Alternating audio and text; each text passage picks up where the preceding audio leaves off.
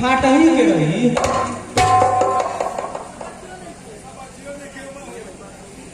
मोहनी के बात सुन सुन के हमारा दिमाग कुछ बुझाइले रहता।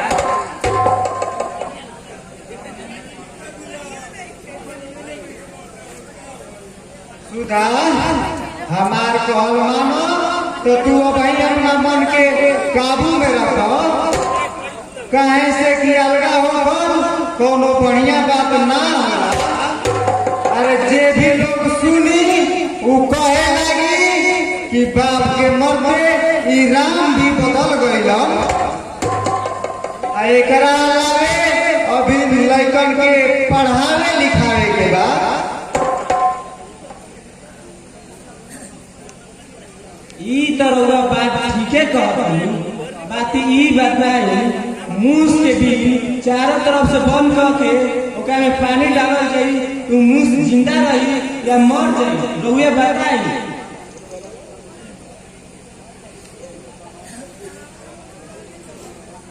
हम सारा बात के मानत बानी सुधा। हम कोनो गवाह नहीं थी। बाकी का करबू हमरा यही समाज में न रहे के बाहो। सुधा एकता में कितना ताकत होला ई शायद तहरा पता नहीं के।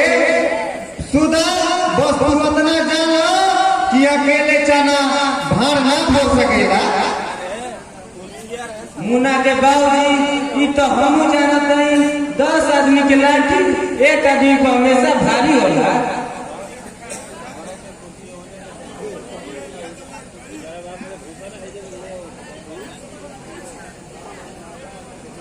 भैया आज हम तोहरा से एगो बात कहता नहीं। बोलो लखन बोलो का कहल चाहत बाड़ो। तू बेधड़क बोलो।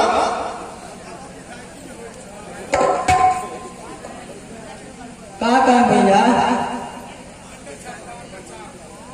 हमरा समझ में नहीं आवत कि हम का कहें। बबुआ जी जब तक रउआ कुछ कहम ना कैसे पता चली रउआ का कहल चाहत बानी।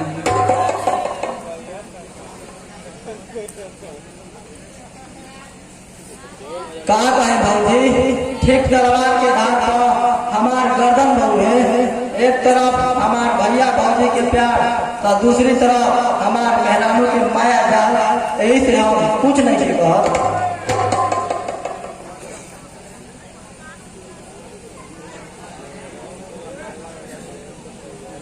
बाकी हम तारा बदले में बेधड़क कह सकत बानी।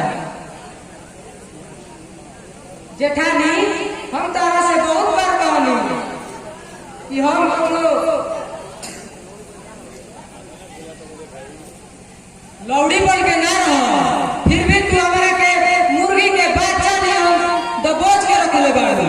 अभी बच्चा उड़े के काबिल हो गई।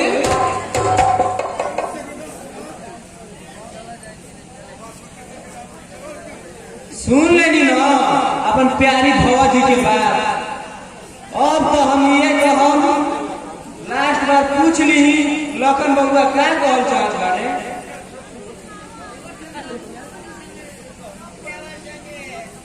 सुधा हम तो सोचत रही कि राम और लक्ष्मण के जोड़ी जन्म जन्मांतर तक बना रही। लेकिन अब लागत कि हमारा ये सपना अधूरे रह जाए।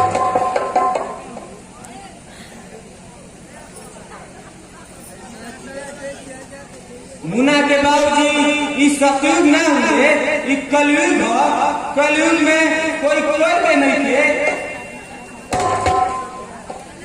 अब लास्ट बार लोगन से पूछ ली ई क्या कहल चाहत बाड़े। लखन काहे लखन अब चुप काहे बाड़ो बोलो।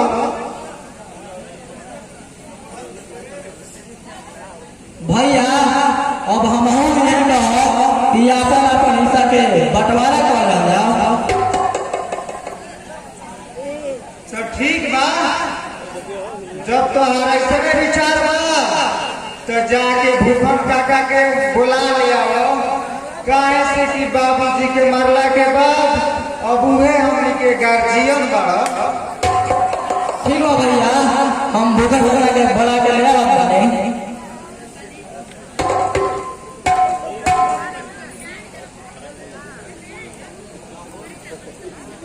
मुन्ना के बाबूजी देख ले नोट में कितना गर्मी होला। आज लोगन के नौकरी लाइन के सुधा बदल गई।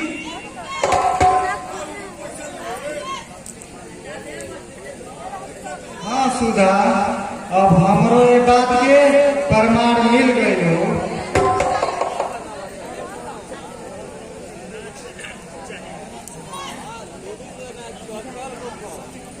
का भल बा बेटा, अचानक हमरा के लखन बेटा बुलावे का आइल का कौन विशेष बात बा का? चाचा, एकर जवाब रउआ खुद लखन से पूछली, उ खुदे एकर जवाब दे दिया। लखन बेटा बोल, खामोश कहे वाला कुछ तो बोला।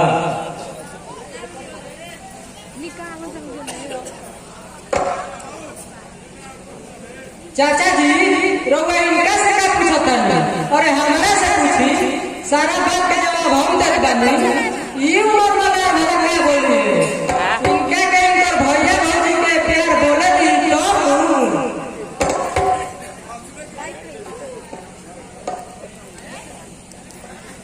छोटी बहू, तुहार कहे के का मतलब बा? हमरा कुछ समझ में नहीं के आवा। चाचा जी, आज रउआ का घर के सब सुन ली।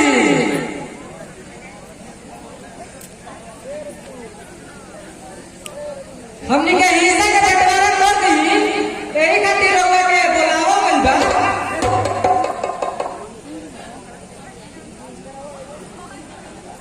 ये तो का बोल रहा छोटी बहू? ऐसा ना सुबह सुनने से पहले हमरा कुछ हो गए।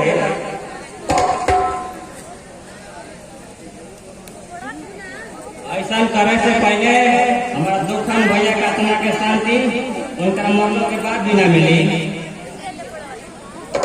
हम दोषी के भागी बन गए। भरपूर कोशिश करी कि कम से कम राव जिंदगी के पार लग जाए, लेकिन एकरा के लखन और मोहनी कबूली है तब ना। चाचा जी, इनकरा के कबूल करे के तो कबूल करो। अपने भैया भाभी में घुस के रहे के तो रहो, लेकिन हमार की गवाही नहीं दे दे।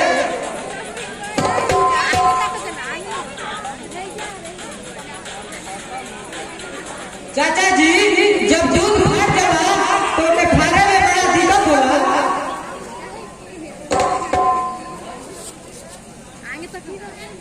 लेकिन छोटी बहू, हम ये बात लखन के मुंह से सुनना चाहते नहीं। बोलो लखन बेटा। चाचा, हम ये कहो कि राहुल जिंदगी में हंसते खेलते बंटवारा होगा हमनी के, तो हमनी के सोने पे सुहागा भाई। लखन बेटा, भला आज तो ये क्या सुना दे अल्लाह? हम तो ये सपनों में ना सोचते रहे कि पूरब के चांद पश्चिम उगा देगा।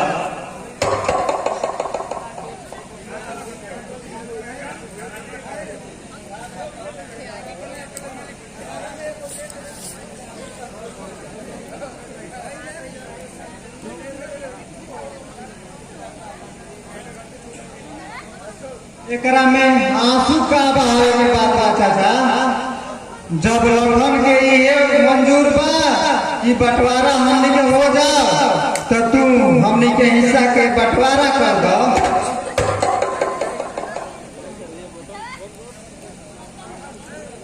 बाबूजी, ई तो हम का देखत बानी, सबके आंख में आंसू और लखन चाचा के हिस्सा।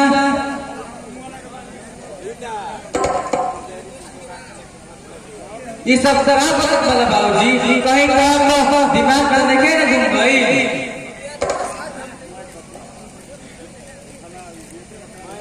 सोनू बेटा, राम के दिमाग में कोनो परिवर्तन नहीं है।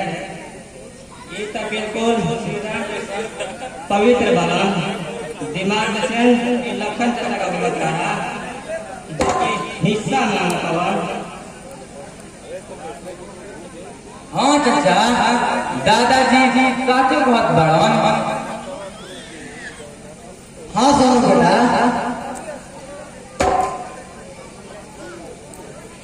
लेकिन एकाएक ऐसन बात अपन दिल में तू कैसे चले आओ चाचा। अब हमनी के तुहार पढ़ावल हो गई, अब हमनी के तुहार प्यार कई हो गई। बोलो चाचा बोलो, मुड़ी काहे नीचे करने वाला।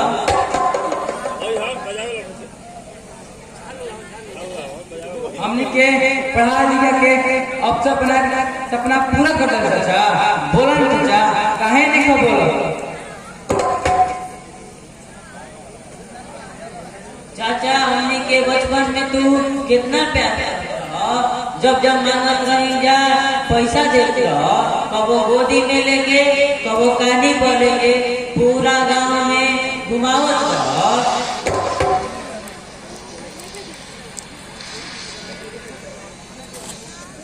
मोहिनी, अब हमारा समझ में क्या आवत कि हम का करें।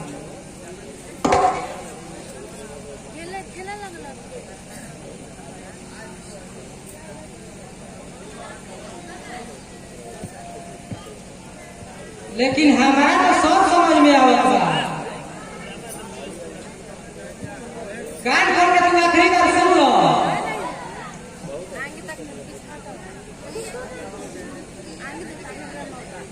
अगर आज भी हिस्सा के बंटवारा ना होई तो हम तारे को करम बाकी ना छोड़ो। मोहिनी अब चल ली।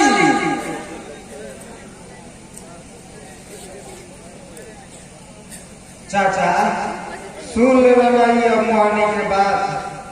अब इज्जत हमने की यही में बा कि तू अपना हाथे खुद हमने के बंटवारा कर दो, और ना तो एक दिन ही मोहनी तोहरों के कहे लगी कि तोहार एको करम बाका ना छोड़ो।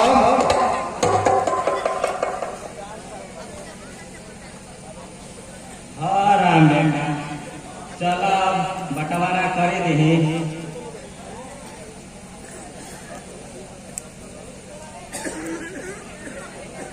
ठीक बात चाचा, चलो।